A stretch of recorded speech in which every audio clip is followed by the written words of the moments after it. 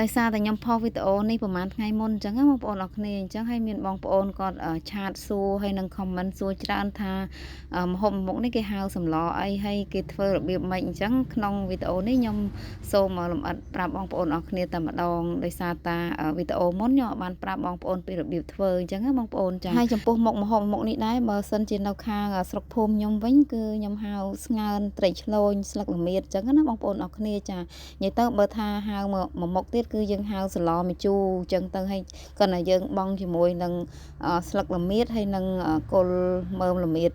ហ្នឹងបងប្អូនអរគ្នាដើម្បីឲ្យមើលទៅសឡរបស់យើងពណ៌លឿងស្អាតហើយចំពោះការស្លវិញគឺងាយស្រួលបងប្អូនអរគ្នាដូចថាយើងមានតែជាមួយនឹងត្រីឆ្លូញណាបន្ទាប់ពីយើងលាងត្រីឆ្លូញនឹងឲ្យស្អាតហើយតមកយើងប្រើគ្រឿងផ្សំដូចជា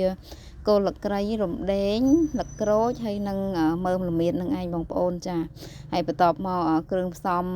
បន្ថែមនោះគឺប្រហុកហើយនឹងម្ជូរអំពិលខ្ចីបងប្អូនអរគ្នាអញ្ចឹងជាដំបូងហ្នឹងគឺយើងចាប់ផ្ដើមយកគល់លក្រីរំដេងលក្រូចហើយនឹងមើមល្មៀតហ្នឹងយើងដំវាឲ្យដាក់បាតឆ្នាំងមកបងប្អូនចាបន្ទាប់មកទៀតយើងយកត្រីឆ្លូញរបស់យើងនឹងដែលលាងហើយបងប្អូនអរគ្នាលាងឲ្យស្អាតហ្នឹងយើងយកទៅដាក់ក្នុងឆ្នាំងចាយើងដាក់ចូលក្នុងឆ្នាំងទៅតមកយើងដាក់ជាមួយនឹងអំពិលខ្ចីទៅឲ្យហើយទៅបងប្អូនអរគ្នាចាហើយយើងស្ងើនវាបងប្អូនចាស្ងើនវាឲ្យរៀងស្ងួតទឹកបន្តិចហើយក្នុងពេលស្ងើនហ្នឹងយើងអត់បើកភ្លើងខ្លាំងទេយើងប្រើភ្លើងតិចតិចល្មមដើម្បីឲ្យត្រីយើងហ្នឹងវាស្ងួតទឹកស្រស់ល្អអញ្ចឹងទៅកុំឲ្យវាក្លិនឆ្អាបអញ្ចឹងណាបងប្អូនចាទៅពេលយើងស្ងើនអញ្ចឹងត្រីយើងគឺមានរសជាតិឆ្ងាញ់មែនទែនណាបងប្អូនអរគ្នាបន្ទាប់ពីយើងស្ងើនបានរៀងស្ងួតទឹកល្មមហើយយើងចាប់ផ្ដើមដាក់ទឹកចូលមកល្មមត្រីយើងមកកុំឲ្យដាក់ទឹកច្រើនពេកក៏មិនតិចពេកដែរបងប្អូនអរគ្នាចាហើយបន្ទាប់មកទៀត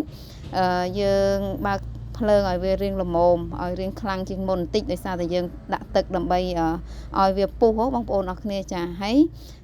បន្ទាប់ពីទឹកពុះហើយយើងចាប់ផ្ដើមដុសជាមួយនឹងអំពិលយើងហ្នឹងបងប្អូនអំពិល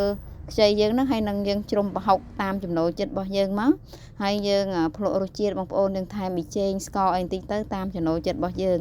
ចាហើយបន្ទាប់ពីរៀងពុះខាស់ទឹកល្មមហើយយើងបន្ថែមជាមួយនឹងស្លឹកល្មៀតណាបងប្អូនចាស្លឹកល្មៀតហ្នឹងយើងហាន់ទៅសៃទូចល្មមយើងដាក់តាមមួយស្លឹកក៏បានដែរបងប្អូនអរគ្នាកុំដាក់ច្រើនពេកហើយបើសិនជាយើងចង់បន្ថែមជាមួយម្រះប្រូពីលើឲ្យវារៀងឈ្ងុយបន្តិចក៏បានដែរតែប៉ុណ្ណឹងគឺយើងបលត់ភ្លើងទៅយើងអាចញ៉ាំបាន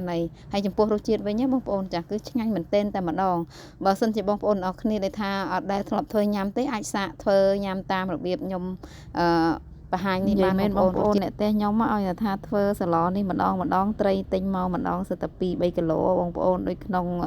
មួយឆ្នាំងនេះអញ្ចឹង2គីឡូកន្លះបងប្អូនហើយញ៉ាំតែមួយថ្ងៃទេដឹងថាញ៉ាំអស់តែម្ដងបងប្អូនអត់មានទុកដល់ថ្ងៃស្អែកទេនិយាយទៅមុខម្ហូបប្រចាំតកូលតែម្ដងណាបងប្អូន